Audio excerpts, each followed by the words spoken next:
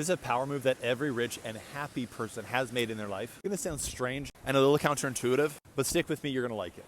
Okay, so this creator, Aaliyah, she's a client of mine who's become a dear friend.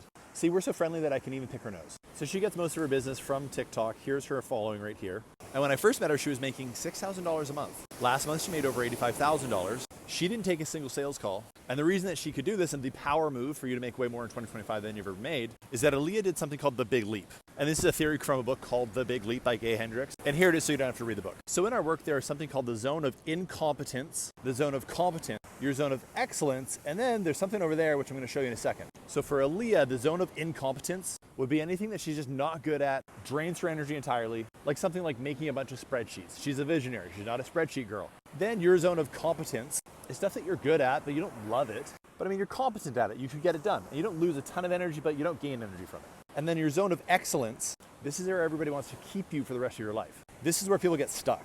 It's the stuff that you're really good at, excellent, some might say, and it makes you money and people know you for doing this thing, but it's not the be-all. The be-all is making the big leap to your zone of genius. This is the thing that when you do it, time stands still. You get energy from doing this activity.